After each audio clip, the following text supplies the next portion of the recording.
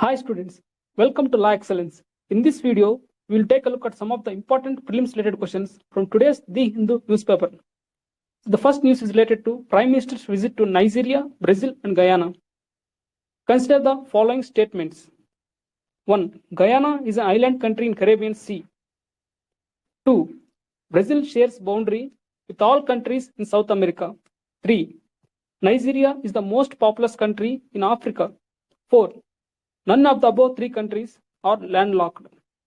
5. All the above three countries lie completely in northern hemisphere. How many of the above statements are false? A. Only 1. B. Only 2. C. Only 3. D. All 5.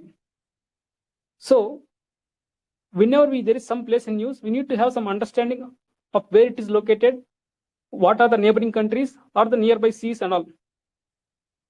So, Guyana is not an island country.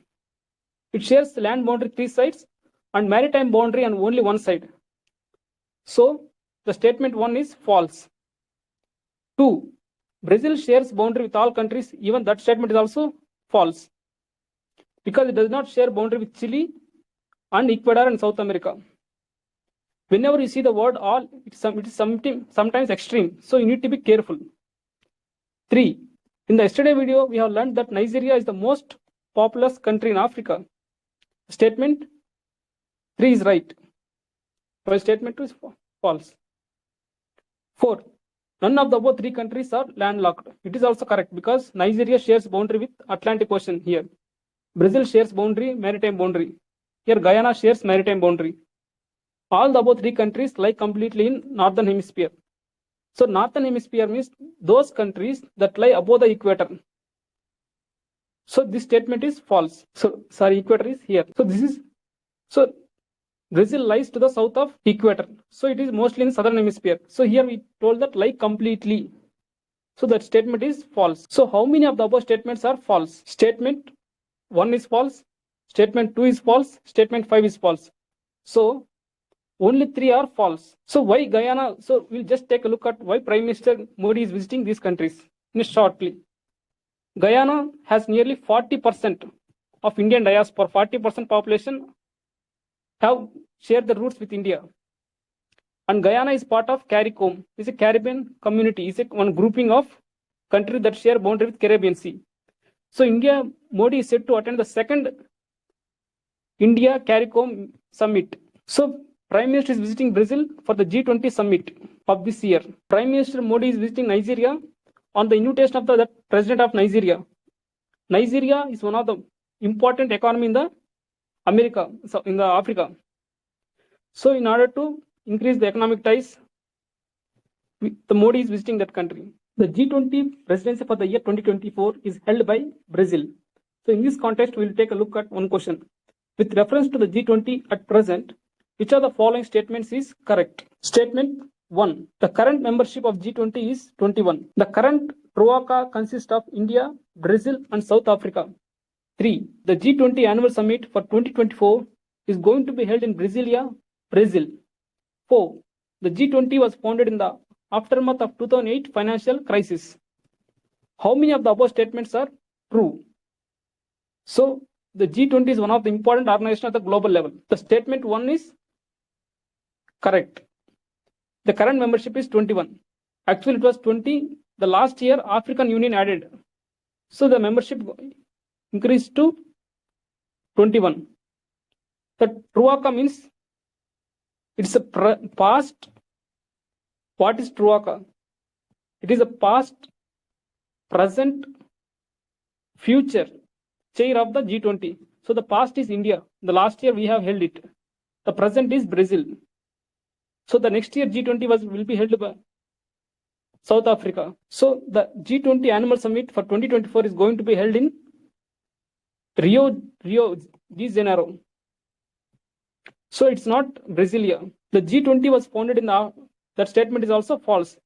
It was actually founded after the 1999 Asian financial crisis.